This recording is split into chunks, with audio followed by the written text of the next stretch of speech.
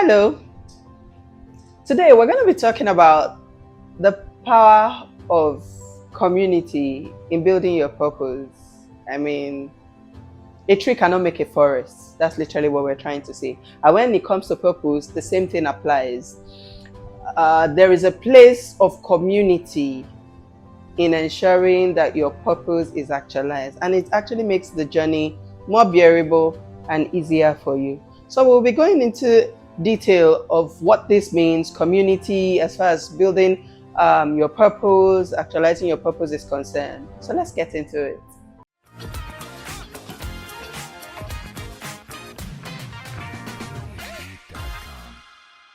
You see, when it comes to community and the role that it plays in building your purpose, you need to be very discerning. And here's why I said so. I did a video recently on destiny friendships, right? And how they impact your purpose. There's a thin line between friendships and community, having the right kind when it comes to fulfilling your purpose. So you want to be sure that you're discerning correctly. And if you haven't watched that video, you need to get back and watch it. But what we're talking about today is having the right community and the impact that can have as far as fulfilling your purpose. Like I said, a tree doesn't make a forest, right? And isolation kills vision, honestly. The devil is not afraid of your assignment or your purpose. What he's afraid of is the connections that you have. Because you see those connections, they can accelerate you so fast that he won't even have time to touch you before you are done. The same thing happens with bringing you down. If you have the wrong community, you are finished. Even Jesus needed community. He didn't do his assignment alone. He called the 12. He had 72. He had 120. He had a community of people.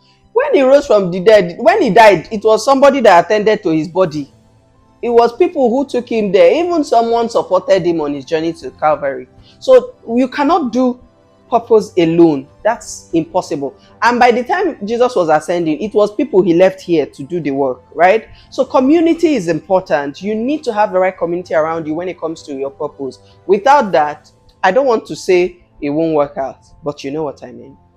Let's talk about the story of Nehemiah and his intent. He wanted to rebuild the walls of Jerusalem, and it was a big assignment. It's not one small wall. It's literally like the walls of a whole city. Jerusalem was a city, and he wanted to rebuild the walls that had been broken down due to war and all the things that had befallen them at the time. Now, he was very discerning and realized that this was something he couldn't do on his own.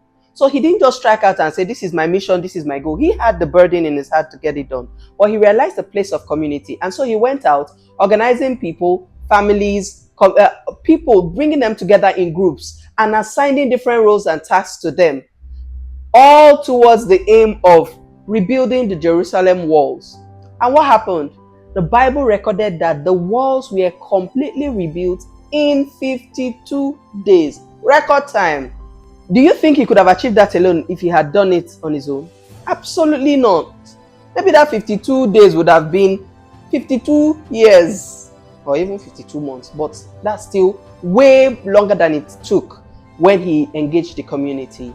And there are a few things we're going to learn from it, and I'll break it down for us now. So one thing we can learn from the Nehemiah story is that, number one, he had the burden, he had the passion, he had the goal. Clear.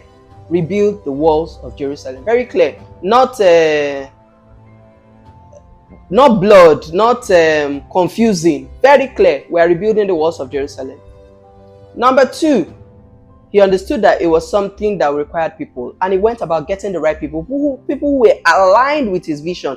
The community he gathered was not just anybody in Jerusalem. He picked people who particularly were interested and also maybe passionate about having those walls rebuilt. That way, he would not need to spend too much time convincing them, encouraging them, pushing them, dragging them.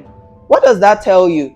When you are picking your community as far as your goals are concerned, make sure that you are picking people who already are sold out to that goal of purpose. People who understand where you are coming from and where you are going to. People you don't need to preach a sermon to get them to align and work with you. Those people are your community. And guess what? Let me shock you now. Location is not a barrier. Distance is not a barrier. Even language is not a barrier. When people are on your side, they are on your side. And they will do all they can within their power to make sure that those goals succeed. Bible says that iron sharpeneth iron. Right? It says, as iron sharpeneth iron, so does a man the countenance of his friend.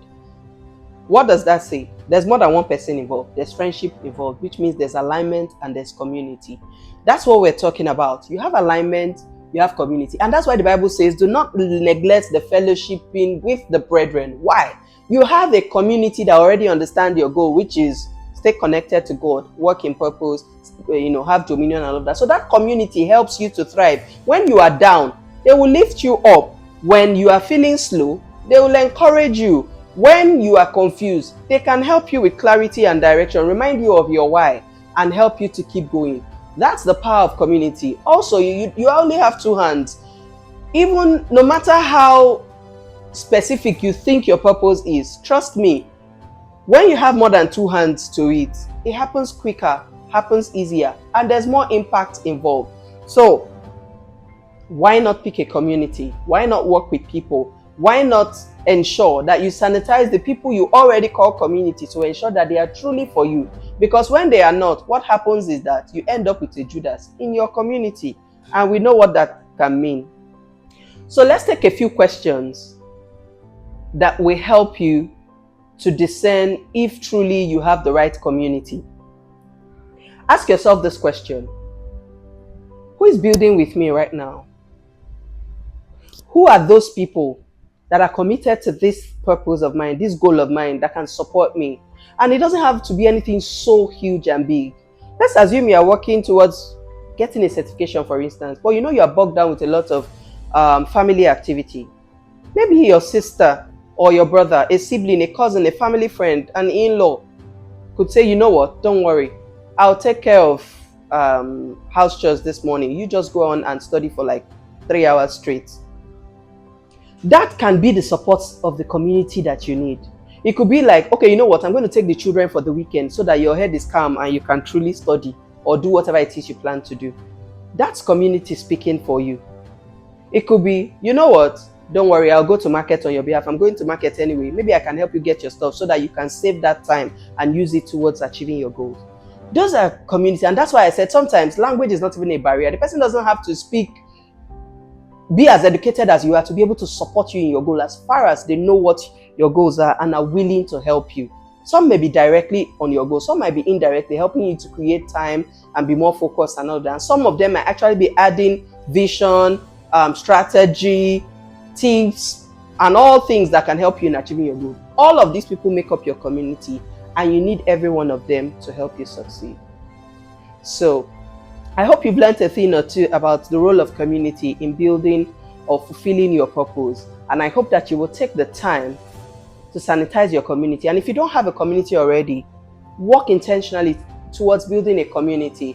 It's not that difficult. Just be very clear about your goal. Make sure that it's something that you can share easily, and even a child or a young person will understand easily without too much explanation, such that when you share it, people are able to understand and can easily support or align, or maybe suggest people who are already having similar goals that you can work with to make your goals a reality.